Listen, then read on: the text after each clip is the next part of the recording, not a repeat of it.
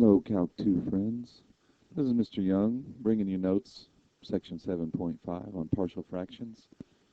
I know I sound like I swallowed a kazoo. I'm a little sick, so just bear with me. This section is about integrals that have, obviously, fractions in them.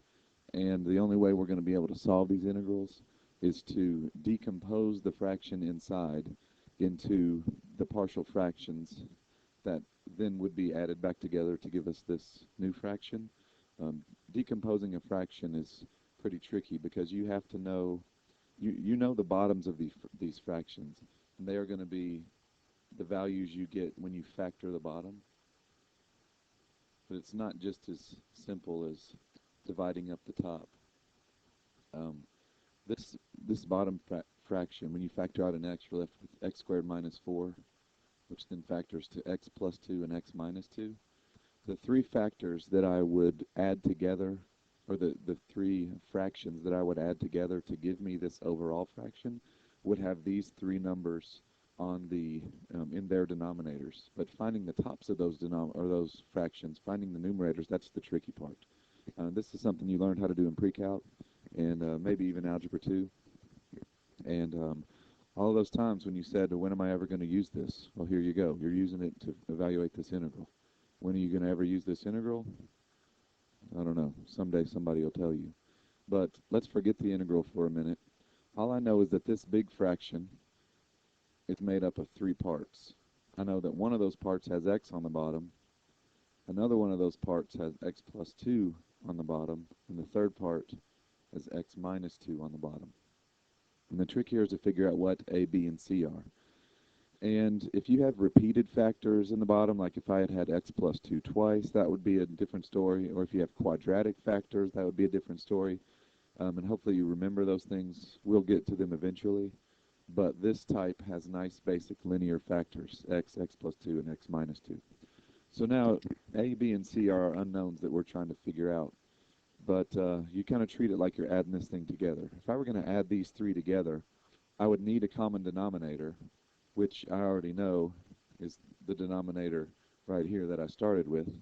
So you kind of just give each letter the missing parts to its denominator. In other words, A needs to be multiplied by x plus 2 and x minus 2.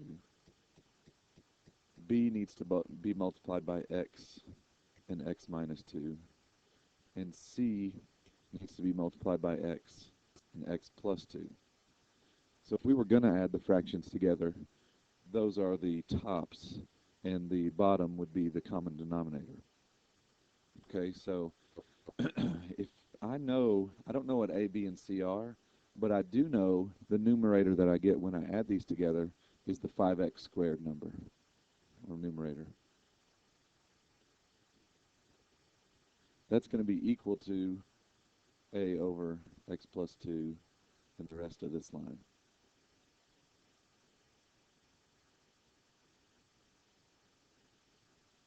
I could have done this in one line, but next time I will.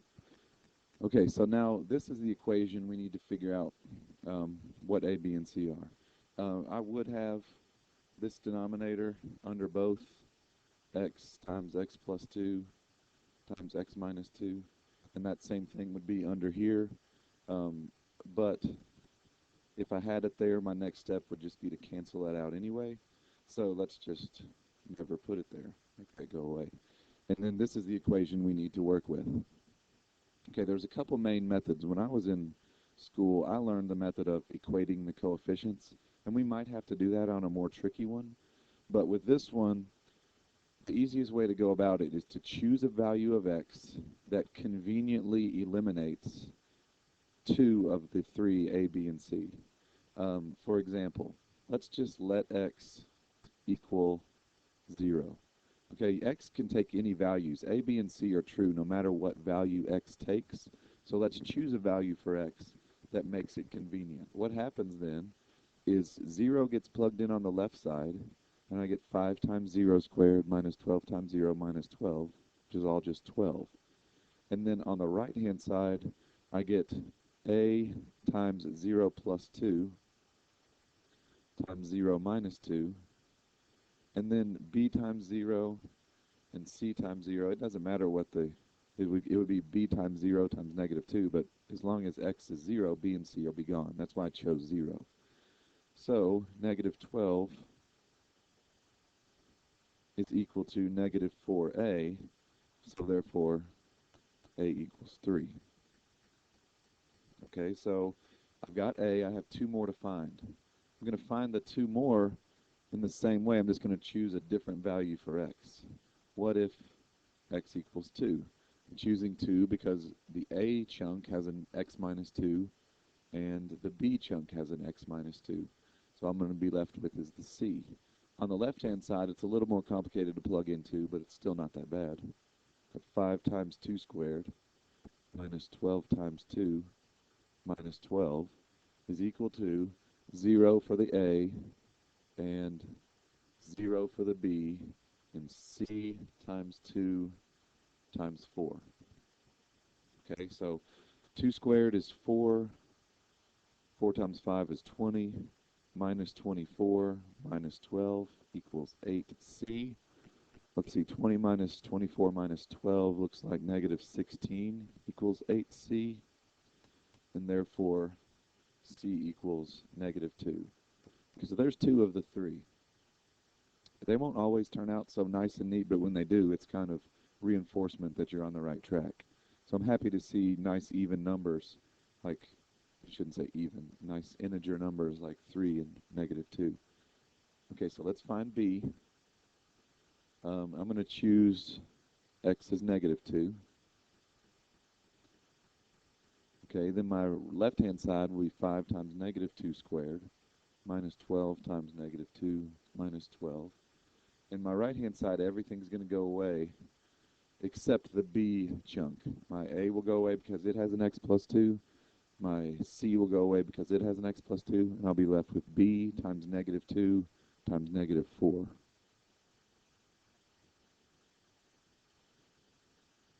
Okay, so let's see. Negative 2 squared is 4 again. 4 times 5 is 20.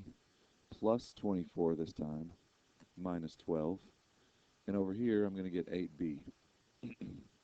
20 plus 24 minus 12 is 32, equals 8b. And again, I'm happy to see that b was a nice whole number.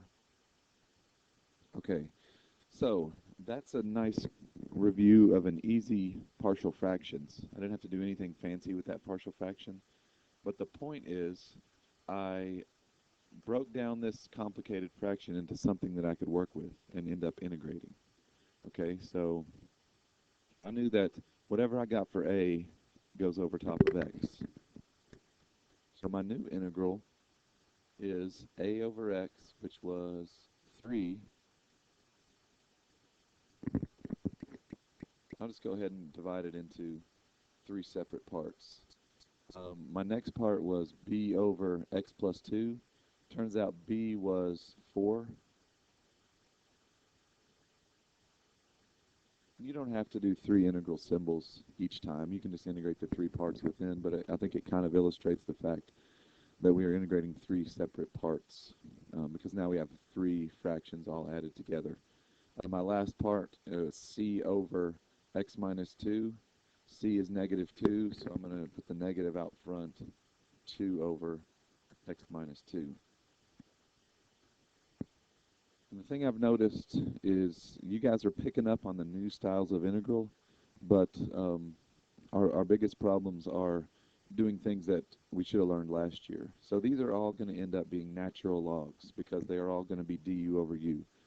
The easier thing about these is if du is the bottom, in this case u equals x on the first one, then du is 1. So 1 over x, it has a nice simple integral. A 3 is just a constant that rides along, and then the integral is just 1 over x. Same thing here. 4 times natural log of x plus 2, and minus 2 times the natural log of x minus 2. So the good thing about this section is it's not really any new integral. It's just evaluating, or it's simplifying something inside the integral so that it's in a state where you can integrate it. And those natural log integrals, and all the integrals really will be ones that you learned last year. Okay, so make sure you are reviewing those things, like what makes a natural log, what makes an arctan, and so on. And we will get into some more of these in class and maybe on the next video where the partial fraction decomposition itself was tougher. But as far as the calculus goes, not a whole lot new here.